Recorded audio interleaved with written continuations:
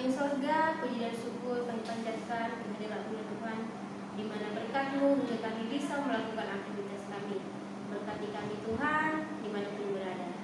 Terpujilah Tuhan nama-Mu sekarang dan selama-lamanya. Amin. Baiklah, kita masih di tema 3, makanan sehat. Nah, sekarang tugas kita atau pembelajaran kita di halaman 55. Di halaman 55 itu pembelajaran ketiga. Nah, coba anak-anak lihat. Di situ ada 2 gambar. Seni rupa dan daerah Indonesia. Ya, kita sama-sama membaca, perhatikan. Seni rupa atau seni daerah adalah cabang seni rupa. Perhatikan. Seni rupa daerah memiliki suatu ciri khas dari latar belakang sejarah suatu wilayah. Nah, oleh karena itu, seni rupa suatu daerah memiliki perbedaan dengan karya seni atau ciri-ciri karya seni berupa daerah. Yang pertama itu bersifat kedaerahan, terus yang kedua itu dipengaruhi oleh budaya dan latar belakang daerah atau wilayah.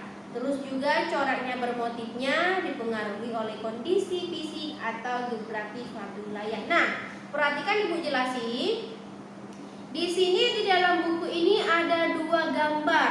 Ada seni patung dan seni lukis daerah. Nah, yang di sini dikatakan seni lukis daerah ini sangat banyak, atau seni-seni yang bercorak tentang daerah atau seni-seni yang bercorak tentang masa-masa daerah atau masa-masa penjajahan atau masa purbakala ataupun dengan masa-masa prasejarah. Nah, yang dikatakan di sini seni patung daerah ini seni yang dilukis oleh nenek moyang kita ataupun para pejuang kita, yang dilukis, yang dituangkan, yang ada di pikirannya, dilukislah menjadi sebuah patung atau seni karya. Nah, ada juga seperti contoh ya, orang zaman dulu karena belum mengenal tulisan, dia bisa melukis di kayu ataupun di batu-batuan. Nah, tetapi sedangkan seni ukir daerah ini dia mengukir batu, bisa juga menggambar di tembok. Nah, kamu lihat seperti Candi Borobudur itu adalah seni ukir. Dia diukir, batu itu diukir, bisa berbentuk manusia, bisa berbentuk hewan, bisa berbentuk seperti pohon atau bunga atau persawahan. Di situ dia ukir sesuai apa yang ada di dalam kehidupan mereka. Nah, seperti itu mereka menggambar, ditulislah atau digambar. Kalau zaman dulu itu katanya karena mereka tidak mengetahui ada warna-warna atau cat dinding atau cat tembok atau cat air atau cat kering. Nah, mereka itu menggambarnya menggunakan darah. Kok bisa darah? Karena mereka itu tidak mengetahui semakin canggih. Nah, karena zaman dulu itu karena tidak mengenalnya kemodernan, mereka menggunakan cap tangan. Nah, cap tangan itu adalah darah mereka. Contoh, darah itu maksudnya atau tangannya itu dikoyakkan sedikit atau disesek sedikit, atau darah apapun, atau darah binatang juga bisa. Darah binatang itu diambilnya, daging binatang itu dimakan, darahnya itu dicap seperti ini di tembok. Nah, itu adalah sejarah dulu. Nah, yang menggunakan darah binatang ataupun darah manusia. Nah, semakin canggih dan adalah seni patung semakin maju, seni ini semakin berkembang kemana-mana atau berkembang ke luar negeri. Nah, coba perhatikan lagi. Dipengaruhi oleh budaya, latar belakang, sejarah atau suatu wilayah. Nah, yang ibu katakan tadi, di dalam lukisan atau seni ukir mereka mempunyai makna sejarah ataupun makna yang di tempat tinggal mereka. Contoh kita juga di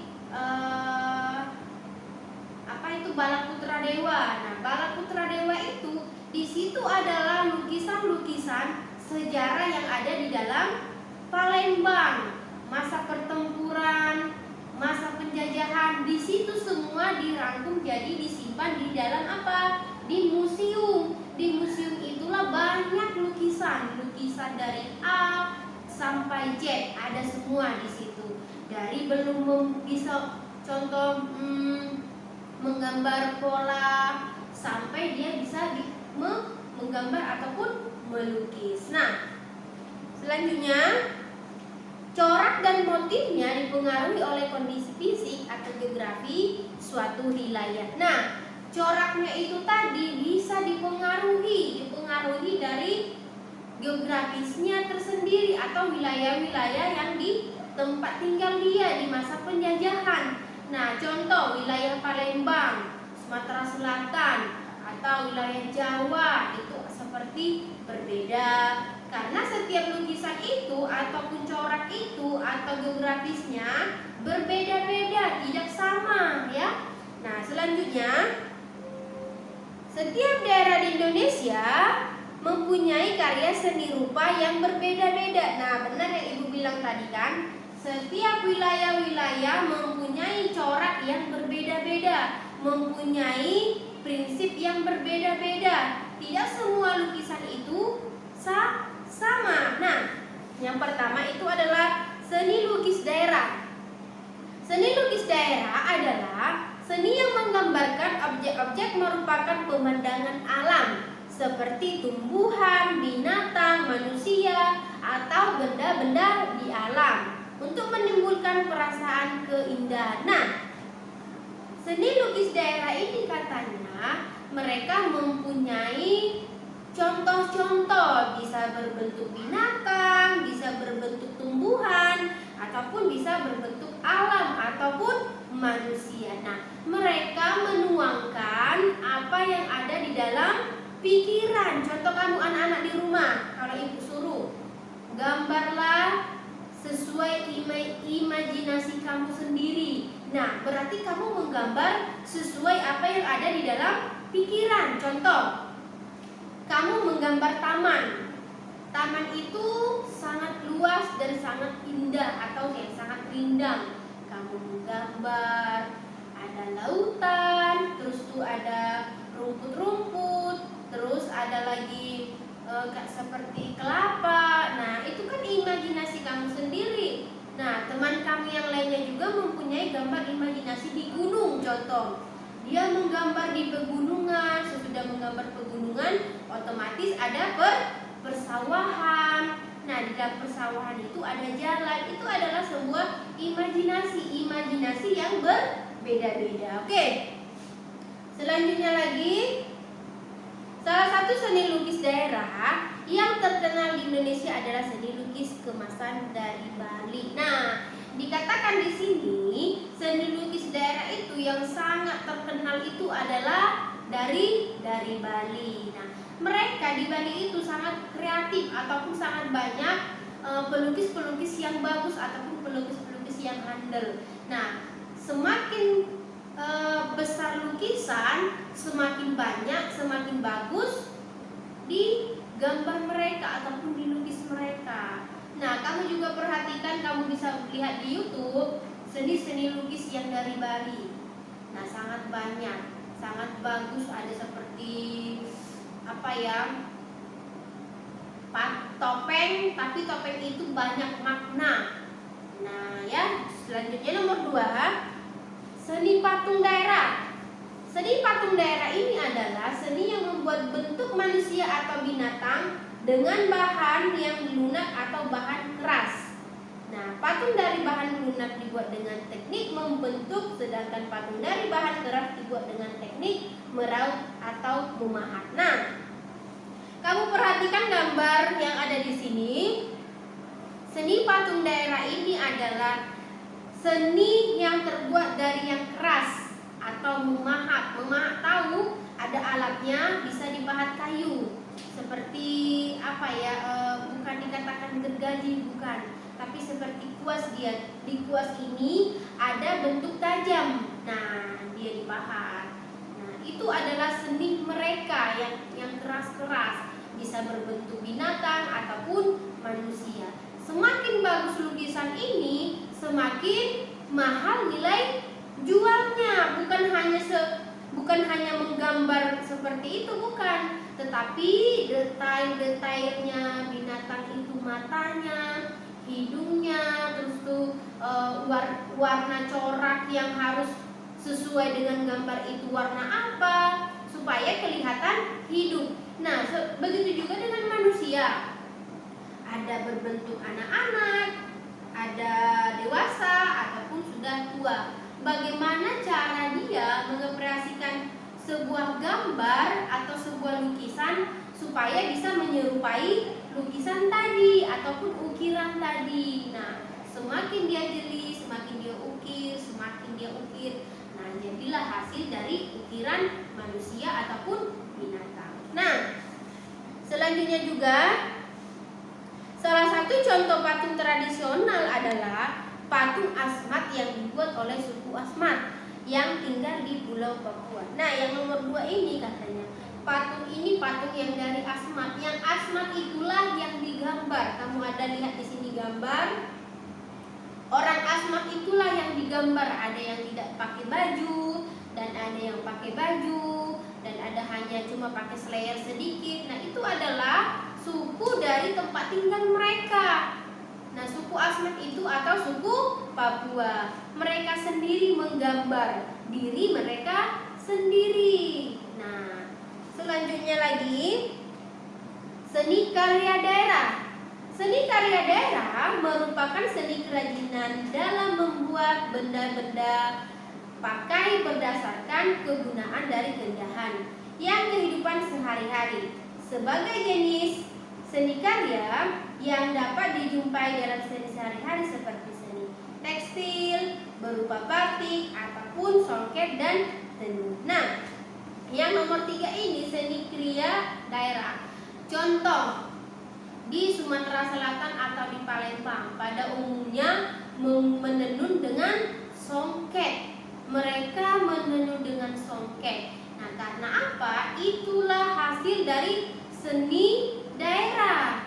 Nah, kalau di Jawa seni untuk membatik.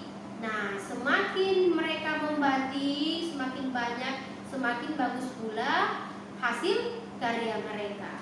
Terus ada juga tenun jumputan. Nah, di Jawa juga banyak menggunakan tenun jumputan. Di Palembang juga banyak tenun jumputan. Karena apa? Orang dari Jawa itu bisa bertempat tinggal di Palembang. Nah, mereka mencari mata pencariannya itu bukan di tempat tinggal mereka sendiri, tetapi di daerah orang lain. Nah, karena mereka mempunyai pola pikir dan mereka mempunyai kekreatifan untuk membuat jumputan ataupun menenun, mereka membuka usaha di mana? Di Palembang tadi. Nah, mereka mencoba berbisnis dari kecil sampai besar, sampai orang datang, oh bagus tenunannya, oh bagus jumputannya. Nah, mereka menjual belikan kepada orang dan ke pasar-pasar atau ke toko-toko. Nah, itu adalah sebuah dari kekreatifan mereka. Nah, selanjutnya juga nomor 4, seni ukir daerah.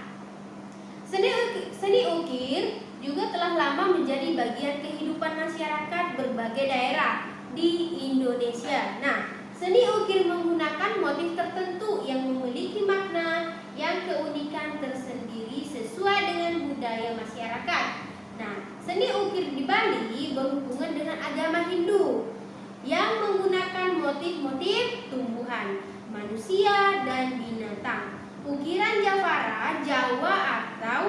berhubungan dengan agama Islam yang banyak menggunakan motif tumbuhan. Nah, seni ukir ini yang nomor 4 ini ada versi-versi tersendiri. Contoh, kalau di Bali atau mengukir, mereka menggunakan banyak makna. Maknanya itu adalah makna agama atau menggambar rama mereka ataupun dewi mereka. Nah, atau yang seperti Ibu bilang tadi itu adalah patung atau topeng yang digunakan di dalam agama mereka. Nah, sedangkan ukiran jerapah tadi mereka menggunakan dalam agama mereka. Agama mereka itu seperti bisa dihubungkan dengan menggunakan motif tumbuhan. Nah, motif tumbuhan itu kan bisa banyak.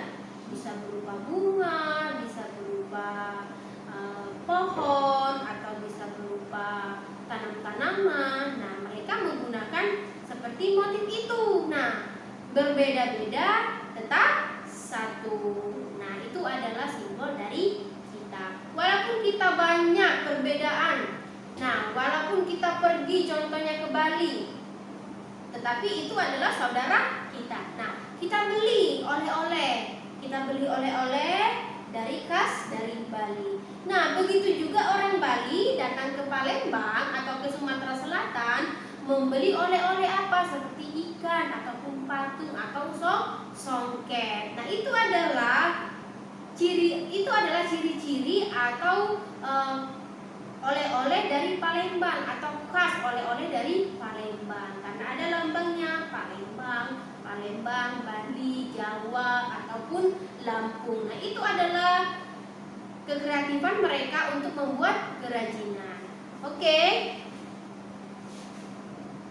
Jadi, keempat ini seni lukis daerah, seni patung daerah, seni kriya daerah, seni ukir daerah ini adalah yang keempat yang dirangkul dalam seni lukis.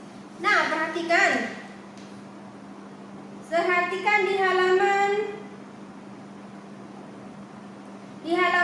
56.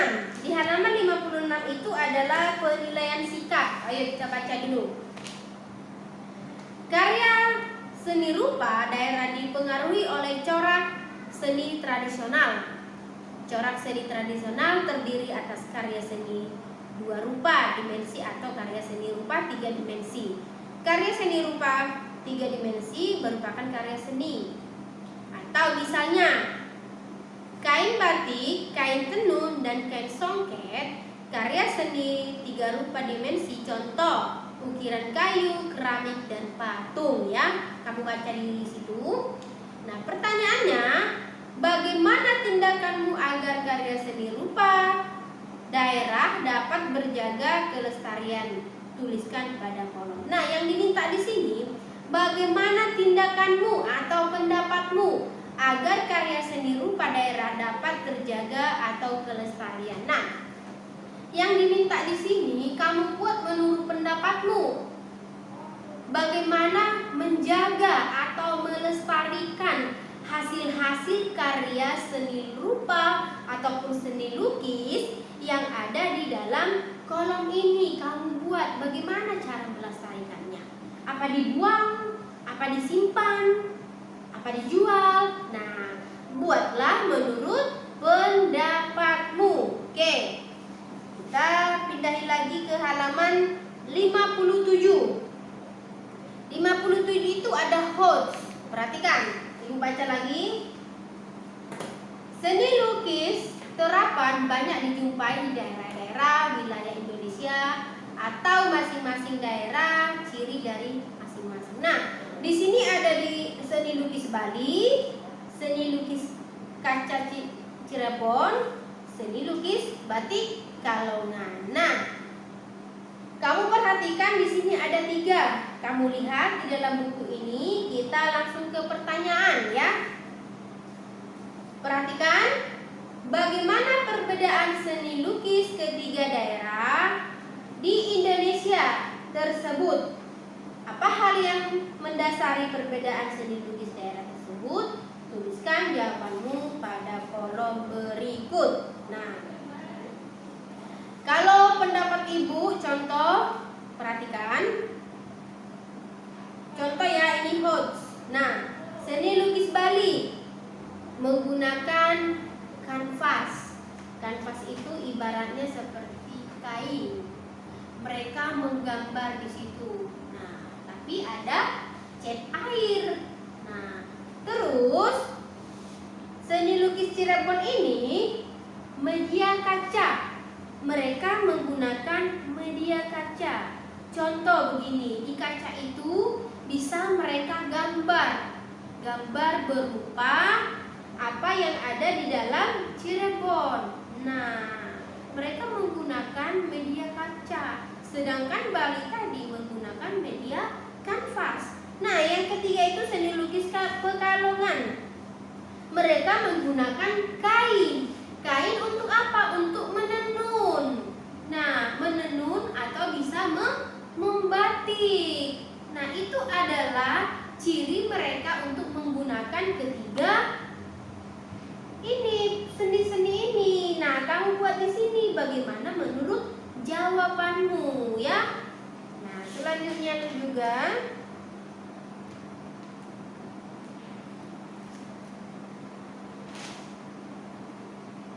di halaman 59 itu penilaian sikap. Ibu baca dulu. Oh, sorry. Di halaman 58 itu ada tanda centang alasannya. Di halaman 8 itu ada tanda centang, tulis di situ centang atau apa alasannya ya, atau silang, terserah. Nah, terus di halaman 59 itu penilaian sikap. Oke, baca dulu.